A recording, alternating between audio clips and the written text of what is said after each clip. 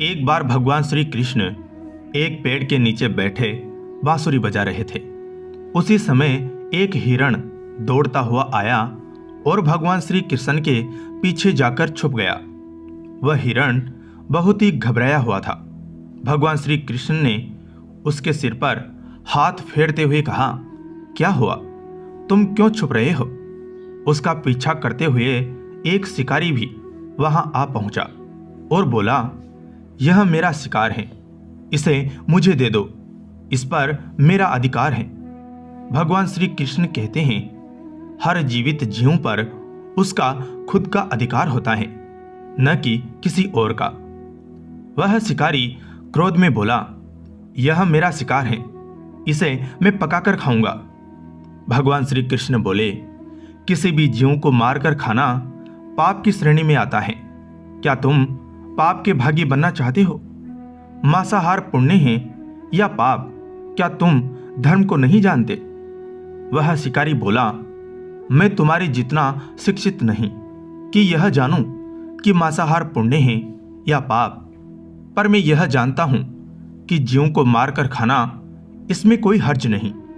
मांसाहार से तो एक तो वह जीव को जीव बंधन से मुक्त कर रहा है, फिर क्यों मांसाहार से मना किया जाता है?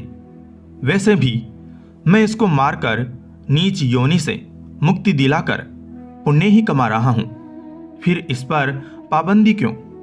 इस कार्य को तो प्रोत्साहित करना चाहिए। जहां तक मैंने सुना है, जीव हत्या तो शास्त्रों में भी बताया गया है। राजा लोग शिकार किया करते थे। ऐसे तमाम तर्क देते हुए भगवान श्री कृष्ण से पूछा कि फिर क्यों यह मांसाहार गलत है और पाप की श्रेणी में आता है? आप ही बताइए, मांसाहार पुण्य है या पाप? भगवान श्री कृष्ण समझ गए कि इसकी बुद्धि मांस खाने के कारण तामसिक हो गई है और उसने सोचने और समझने की बुद्धि भी खो दी है। भगवान श्री कृष्ण बोले, इस अंतहीन विषय पर पहले मैं कोई राय नहीं दूंगा।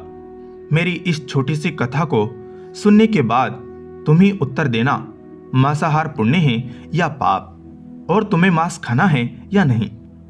वह शिकारी सोचने लगा कि इसमें मेरा तो कोई घाटा नहीं है, इस कथा को मैं सुन ही लेता हूं, मेरा मनोरंजन भी हो जाएगा और बाद में मुझे इसका मांस भी मिल जाएगा। भगवान श्री कृष्ण ने अपनी कथा आरंभ की। एक बार मगध में खाद्य संकट खड़ा हो गया तो अन्न का उत्पादन कम रहा।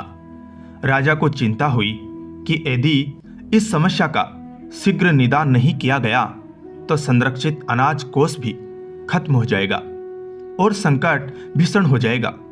तो सम्राट ने अपनी राज्यसभा में पूछा कि देश की खाद्य समस्या को सुलझाने के लिए सबसे सस्ती वस्तु क्या है? मंत्रीगण सोच में पड़ गए।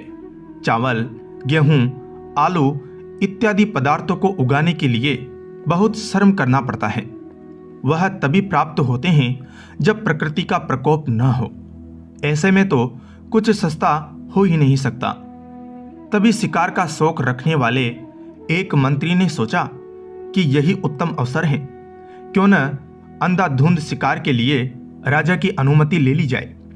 उसने सभा में कहा कि सबसे सस्ता खाद्य पदार्थ है मांस। इसके लिए धन का खर्च भी नहीं है और पौष्टिक खाना भी मिलता है। सभी सामंतों ने इस बात का समर्थन कर दिया, लेकिन मगध के प्रधानमंत्री अभी भी चुप थे। सम्राट ने पूछा, प्रधानमंत्री, आप चुप क्यों हैं?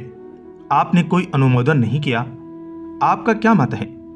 प्रधानमंत्री ने कहा, मैं यह नहीं मानता कि यह कथन सही है कि मांस सबसे सस्ता पदार्थ है। फिर भी इस विषय पर अपने विचार आपके सामने कल रखूंगा। प्रधानमंत्री उसी रात मांसाहार का प्रस्ताव रखने वाले सामंत के घर पहुंचे। सामंत ने इतनी देर रात प्रधानमंत्री को अपने घर आया देखा तो वह घबरा गया।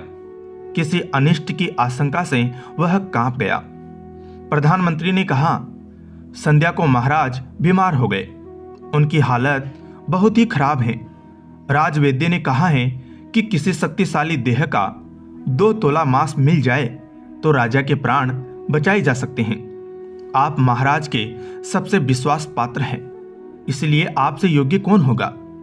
इसलिए आप जो भी मूल्य लेना चाहे ले सकते हैं। आप कहें तो इस काम के लिए मैं आपको 1,00,000 स्वर्ण मुद्राएं भी दे सकता हूं। एक बड़ी जागीर भी आप मांग सकते हैं। बस आप अपनी इच्छा कहें, मैं कटार से आपके हृदय को चीरकर बस 2 तोला मांस निकाल लूंगा। यह सुनकर सामंत के चेहरे का रंग फीका पड़ गया।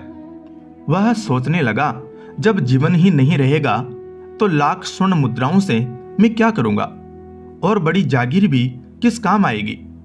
वह झटपट अंदर भागा और अपनी तिजोरी से 1,00,000 स्वर्ण मुद्राएं लेकर आया।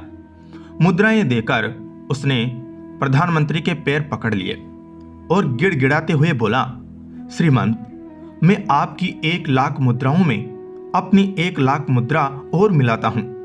इस पैसे से आप किसी और सामंत के हृदय का मांस खरीद ले, किंतु मुझे जाने दे, यह बात किसी और को पता न चले। मैं आपसे आग्रह करता हूं। प्रधानमंत्री जी यह सब समझ चुके थे। वह उसे थोड़ी और मानसिक पीड़ा देना चाहते थे। प्रधानमंत्री ने आगे कहा, सामंत, आप शरीर से बलिष्ठ हैं, आपकी कद काठी महाराज से मिलती जुलती हैं, इसलिए राजवैद्य ने खास तौर पर आप ही का नाम लिया है। आपके दान से हमारे अच्छे राजा की जिंदगी बच सकती है। आप कहें तो मैं आपको प्रधानमंत्री का पद देने को तैयार हूं और खुद आपका कर्मचारी बनकर रहूंगा, पर प्रजा से हमारे राजा न छीने। सामंत तो पछता हुआ दिख रहा था। उसने शरीर पर अंग वस्त्र रखकर अपने जूते भी पहन लिए। जैसे ही वह वहां से भागने वाला था, वह तुरंत प्रधानमंत्री के पैरों में लेट गया। उसने याचना की कि प्रधानमंत्री, मैं इसके योग्य नहीं हूं। जब प्राण ही नहीं रहेंगे तो प्रधानमंत्री पद का या राजा का सिंहासन भी मिल जाए तो मैं उसका क्या करूंगा। आप चाहें तो मेरा सब कुछ ले ले, पर मेरे प्राण न ले। मैं अपना यह भवन और सारा धन आपको सौंपता हूं। रातों रात राज्य से निकल जाऊंगा। इतना कहकर वह अपने घोड़े की ओर भागा और जैसे ही अपना घोड़ा निकालने लगा, आवाज आई, अभी अभी अपने पीछे गए, तुम अपने परिवार को भी छोड़ी जा रहे हो। सामंत बोला, मेरे प्राण से प्रिय कुछ भी नहीं है। जब जीवन ही नहीं रहेगा तो कुटुंब का क्या करूंगा। जीवन रहा तो ऐसे ही सुखी रह लूंगा। इतना कहकर घोड़े पर छलांग लगाकर बैठ भी गया।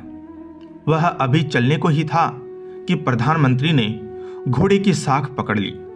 वह सामंत से बोले, भागने की जरूरत नहीं है, आप आराम से घर पर ही रहो, मैं किसी और का प्रयास करता हूं। यह कहकर प्रधानमंत्री वहां से चले गए।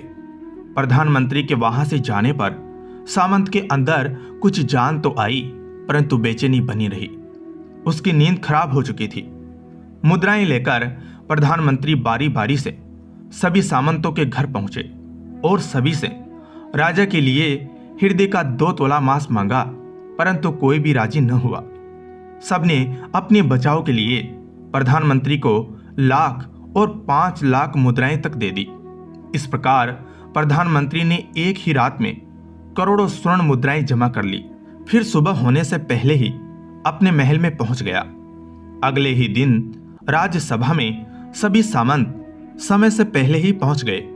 सभी यह जानना चाहते थे कि राजा स्वस्थ हैं कि नहीं, लेकिन कोई भी किसी से भेद नहीं खोलता था। सबको राजवैद्य की तलाश थी, उनसे उन्हें कुछ सूचना मिल सकती थी। प्रधानमंत्री ने सैनिकों को आज्ञा दे रखी थी कि जब तक महाराज राजसभा में न आए, किसी भी सामंत को भी महल से बाहर जाने की आज्ञा नहीं है। राजा सभा में अपनी चिर परिचित गति में आए और अपने सिंहासन पर आकर बैठे। सभी सामंतों ने देखा, कहीं से भी राजा उन्हें अस्वस्थ नहीं लगे। उन्हें तो कुछ हुआ ही न था। प्रधानमंत्री ने उनसे झूठ बोला। हर सामंत के मन में यही विचार चल रहा था, पर कोई भी किसी और को कुछ भी न बोल रहा था।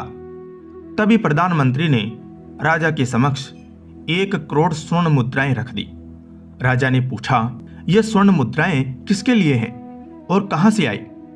प्रधानमंत्री ने कहा, 2 तोले मांस के लिए इतनी धनराशि जुटाई है, पर मांस न मिला। अपनी जान बचाने के लिए सामंतों ने यह मुद्राएं दी हैं। अब आप यह विचार कीजिए, मांस कितना सस्ता है। राजा को बात समझ में आ गई। उन्होंने प्रजा को अतिरिक्त परिश्रम करने का निवेदन किया और राजा के अनाज भंडार में से अनाज निकालकर श्रमिकों को दिया गया। उन्होंने पौष्टिक सब्जियों की खेती का तुरंत आदेश दिया। वह 1 करोड़ स्वर्ण मुद्राएं इसी कार्य के लिए और श्रमिकों के कल्याण के लिए श्रम पर खर्च की गई। ऐसे साग सब्जी तेजी से उगी, जिससे प्रजा का कल्याण भी हुआ और पौष्टिकता भी मिली। कुछ समय बाद मौसम अनुकूल हुआ और खेती लहलहाने लगी। इस प्रकार राज्य से खाद्य संकट दूर हुआ। तो मित्रों, जीवन का यह मूल्य भगवान श्री कृष्ण हमें इस कथा के जरिए समझाना चाहते हैं कि हम यह न भूलें कि जिस तरह हमें अपनी जान प्यारी है, उसी तरह सभी जीवों को अपनी जान प्रिय होती है। अपने दिल से जानिए पराये दिल का हाल। यदि संसार के संबंधों से मुक्त करने का तर्क सही है, यदि जीव हत्या जीव को संसार बंधन से मुक्त करने का तरीका है, तो अत्याचारी द्वारा किया गया नरसंहार भी माने हैं। वह भी ये तर्क दे सकते हैं कि वह लोग जीवन के कष्ट से आप लोगों को मुक्त कर रहे हैं। अगर उसके लिए वह जीवन बोझ होता तो कभी भी अपनी जान बचाने के लिए संघर्ष नहीं करता, आपसे भागता नहीं। जो आपके सामने असहाय हो जाता है, उसे प्राण गंवाने पड़ते हैं। जिन जीवों को मारकर आप खा रहे हैं, उन्हें तो प्राण बचाने का अवसर भी नहीं मिलता। बर्बरता सिर्फ वही नहीं है जहां सिर्फ मानव का रक्त बहता है। बर्बरता वह भी कही जाती है जहां स्वार्थ के लिए किसी जीव की हत्या कर दी जाए। हम अंत समय में जिंदगी भर के पापों के लिए जिंदगी भर सुकर्म करने की कोशिश करते हैं, परंतु हम यह भूल जाते हैं कि जब वह जीव हमारे लिए काटा गया और हमारे लिए तड़पा, उसका श्राप हमें इस जीवन में ही नहीं बल्कि अगले जीवन तक नहीं छोड़ता। परमात्मा से यह ज्ञान पाकर शिकारी परिपूर्ण हो गया और उसे ज्ञान प्राप्ति हो गई और वह जान गया कि महानता जीवन लेने में नहीं बल्कि जीवन देने में है। शिकारी भगवान के आगे हाथ जोड़कर वहां से चला गया और उसने कसम खा ली, वह अपने संपूर्ण जीवन में किसी को भी कभी चोट नहीं पहुंचाएगा। जय श्री कृष्ण। धन्यवाद।